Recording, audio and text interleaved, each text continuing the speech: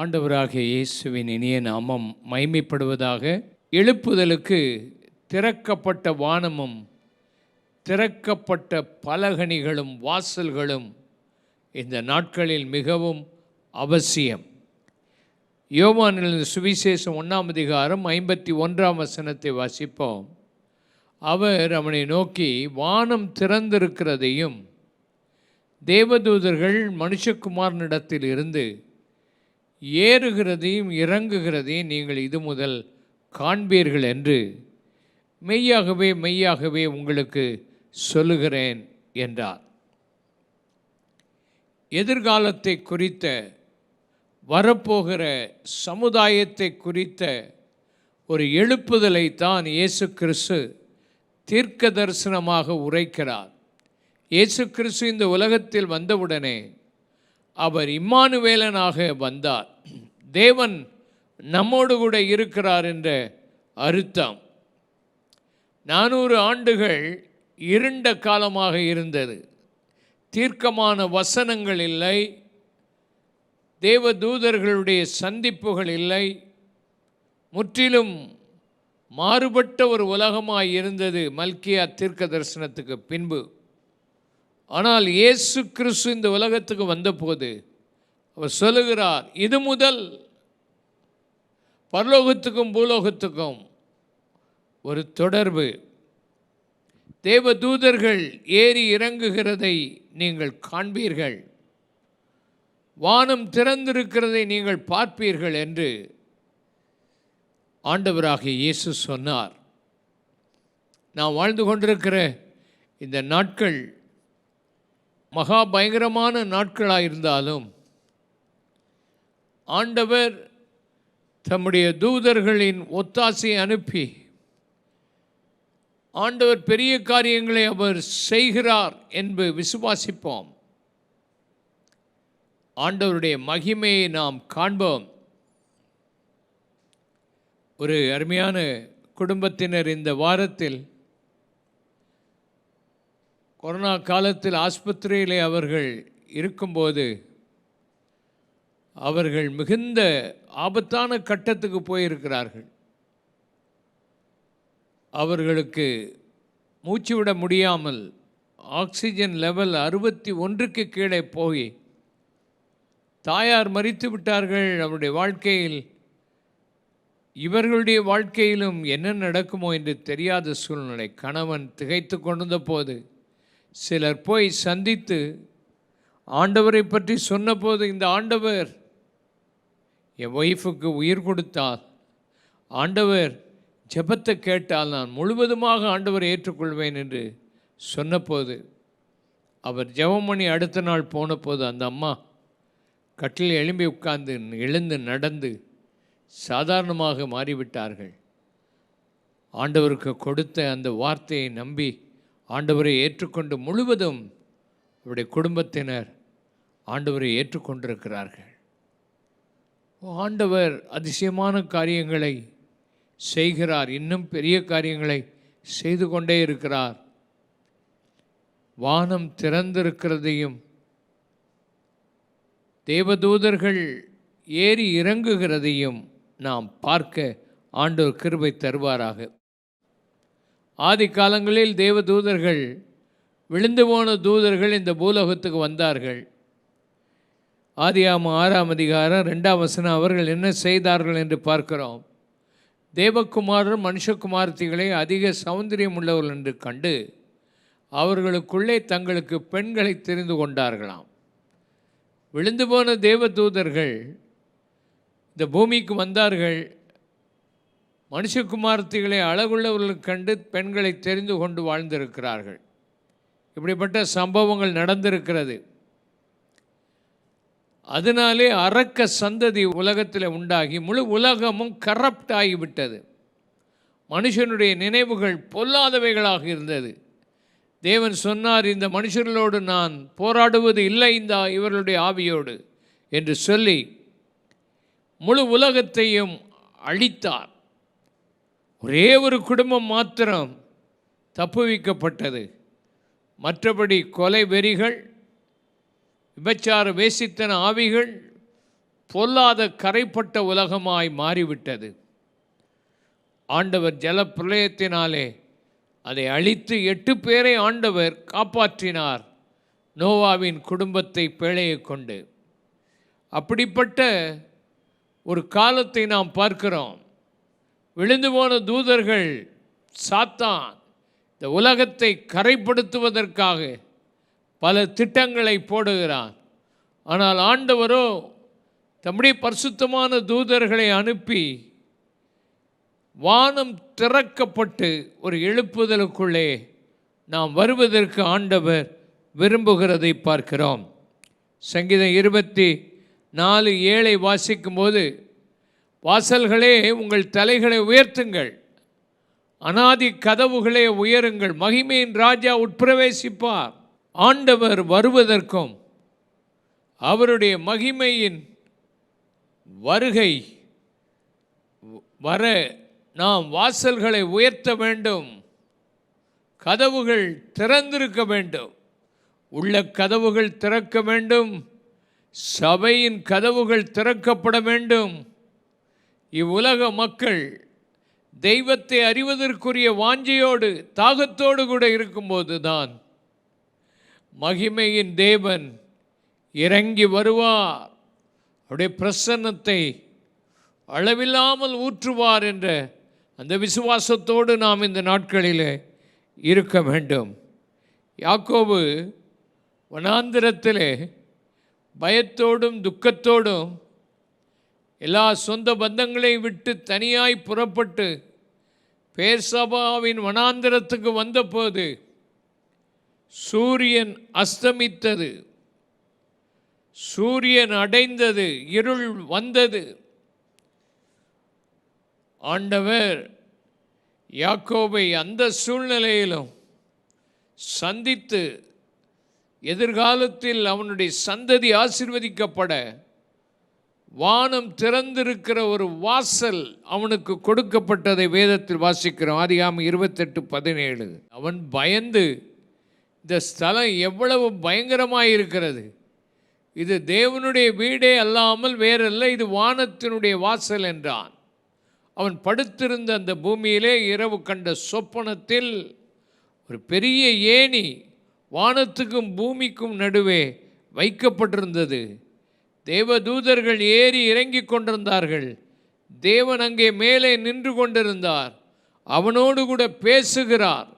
அவனுக்கு அந்த இடத்தில், இருளான இடத்தில், எல்லாவற்றையும் விட்டு தனிமையாய் போன இடத்தில் தேவனுடைய சந்திப்பும் வானம் திறக்கப்பட்டிருக்கிறதையும் அவன் காண்கிறதை பார்க்கிறான்.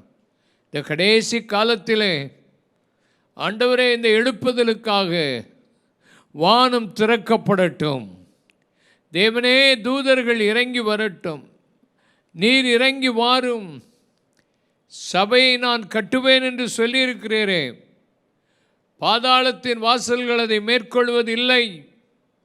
சபையை சுத்திகரித்து சபையில் உள்ள மக்களை உயிர்ப்பித்து முழு உலகத்திலேயும் ஒரு எழுப்புதல் வர பாரத்தோடு ஜெபிக்க ஆண்டவர் இறங்குவாராக. பெங்களூரிலே ஒரு சபை 1554 நாள் தொடர்ந்து எழுப்புதலுக்காக ஜெபம் பண்ணி கொண்டே இருக்கிறார்கள். திரளான மக்கள் ரட்சிக்கப்படுகிறார்கள், அற்புத அடையாளங்கள் நடக்கிறது. அந்த கர்த்தருடைய தாசனை சந்தித்து பேசி கொண்டிருந்த போது அவர் பிரசங்கம் பண்ணிக்கொண்டு அவர் அற்புத அடையாளத்துக்காக ஜெபித்த போது அமெரிக்காவில் ஒரு இடத்திலே அந்த செய்தியை ஒரு மனிதன் கேட்டுக்கொண்டே போயிருக்கிறார். அப்பொழுது அருகிலே வந்த ஒரு கருப்பு மனிதன், இது எதை கேட்கிறீர்கள் என்று கேட்டபோது, ஆண்டவருடைய வசனத்தை கேட்கிறேன். நானும் கேட்கலாமா என்று சொன்னபோது, கேளுங்கள் என்று 2 பேருமே கேட்டுக்கொண்டு போனார்கள். அப்பொழுது அந்த கருப்பு மனிதன் சொன்னாராம், எனக்கு கேன்சர் வந்திருக்கிறது, டாக்டர்கள் சோதிக்க சொல்லியிருக்கிறார்கள், இன்றைக்கு சோதிக்கப் போகிறேன், எனக்கு ஆண்டவர் அற்புதம் செய்ய வேண்டும் என்று சொல்லி அந்த ஜெபத்திலே கலந்து கொண்டு ஜெபித்த போது, அடுத்த நாள் அந்த நாள் டாக்டரை போய் சந்தித்த போது, டாக்டர், உனக்கு கேன்சர் இருந்த இடமே தெரியவில்லை, சுகமாகிவிட்டாய் என்று சொல்லி அனுப்பினார்களாம்.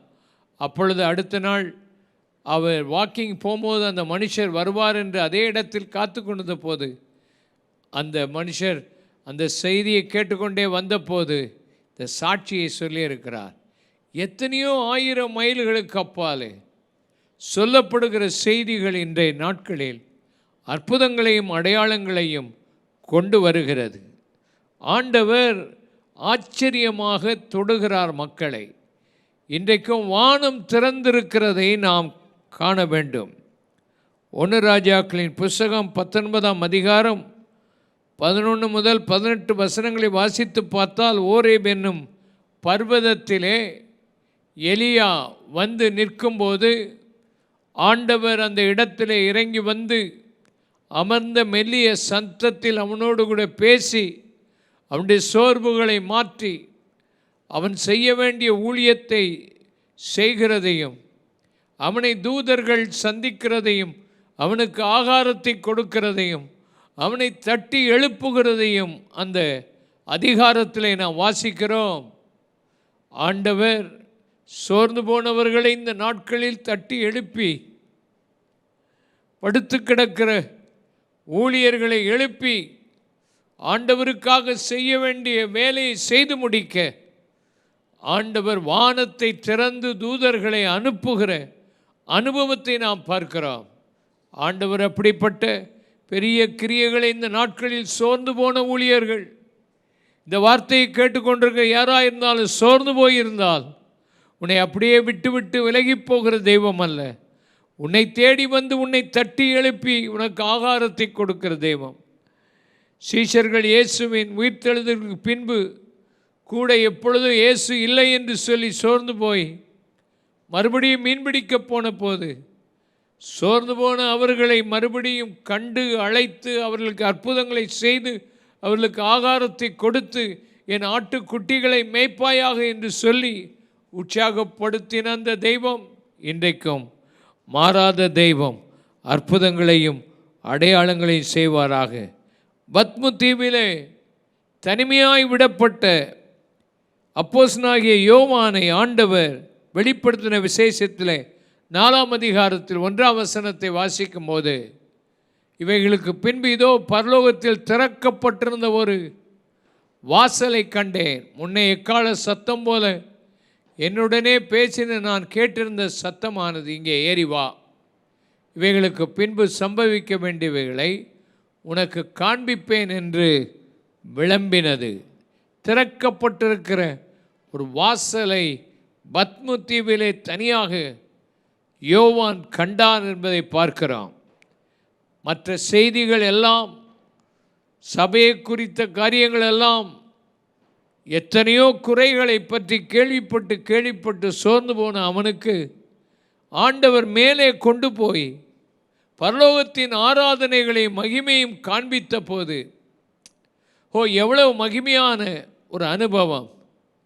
அந்த அனுபவத்தை பார்த்தபோது அவனுக்கு வெளிப்பாடுகள் ஏராளம் வருகிறதை நாம் பார்க்கிறோம்.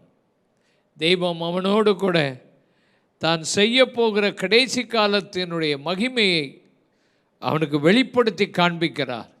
இந்த நாட்களிலேயும் ஒரு எழுப்புதலை காண ஆண்டவர் விரும்புகிறார், நாமும் விரும்புகிறோம். ஒரு திறக்கப்பட்ட ஒரு வானத்தையும் வாசலையும் நம்முடைய கண்கள் இன்றைக்கு காணத்தக்கதாக இந்த தேவன் என்றென்றுமுள்ள சதா காலம் நமது தேவன் மரணபரியந்தம் நடத்துகிறவர் கைவிட மாட்டார்.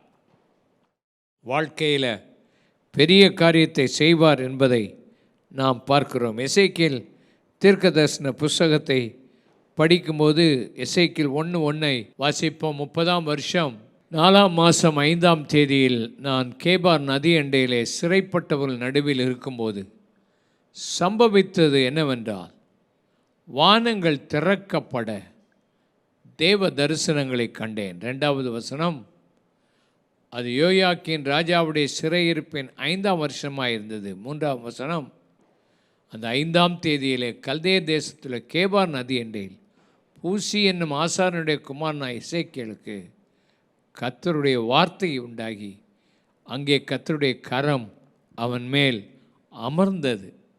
வானம் திறக்கப்பட்டது. கர்த்தருடைய கரம் அவன் மேலே இறங்கி வந்தது. ஆண்டவருடைய வார்த்தை அவனுக்கு வெளிப்படுகிறது. இதுதான் இன்றைக்கி ஆண்டவர் ஊழியர்களுக்கு செய்யணும்னு விரும்புகிறார். யாரெல்லாம் வாஞ்சியோட இந்த ஆண்டவரை தேடுறாங்களோ, ஒரு குறிப்பிட்ட நாளில் குறிப்பிட்ட மாதத்தில் ஆண்டவரை தேடும்போது, அந்த நாளிலே ஒரு கேபார் நதி அண்டையில் தூர தேசத்தில் அடிமைப்பட்டு போன அந்த இடத்துல தீர்க்கதரிசிக்கு ஆண்டவர் வானத்தை திறக்கிறார், தரிசனங்களை காண்பிக்கிறார், அழகாக காண்பிக்கிறார்.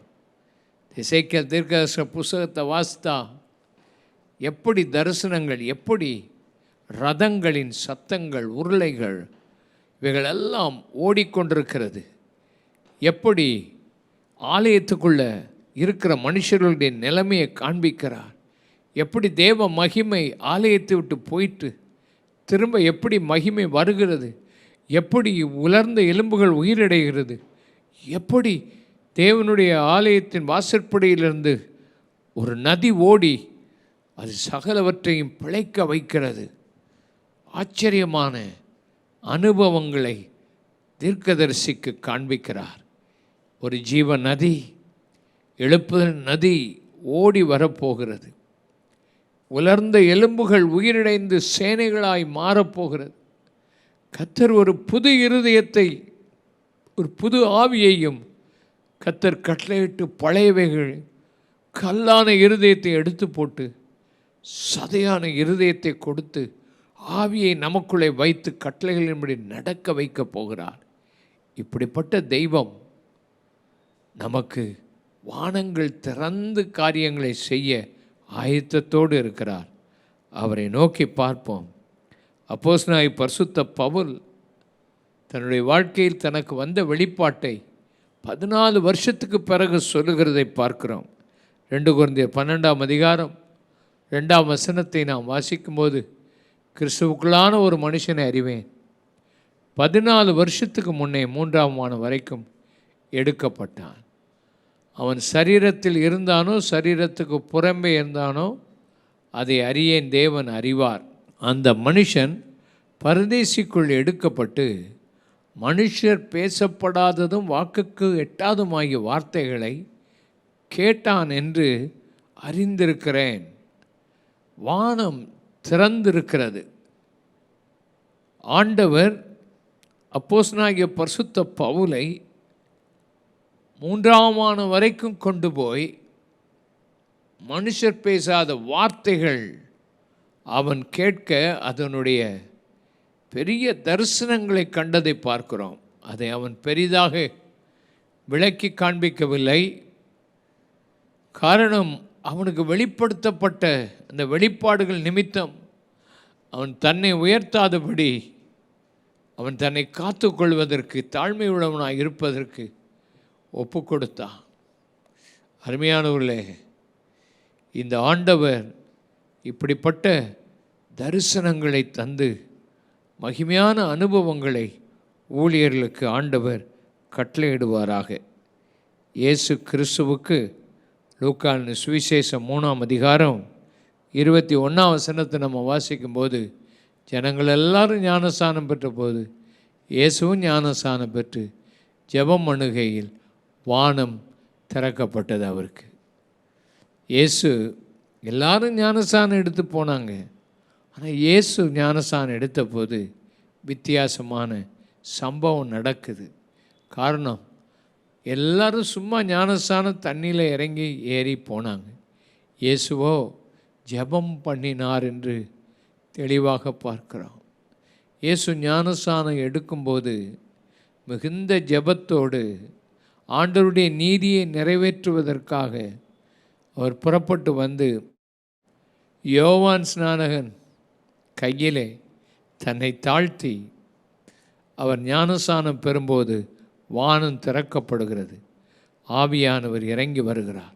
பரலோகத்துக்கும் பூலோகத்துக்கும் ஒரு இணைப்பு, தேவ சத்தம் உண்டாகிறது. அவரை பற்றிய சாட்சி உண்டாகிறது.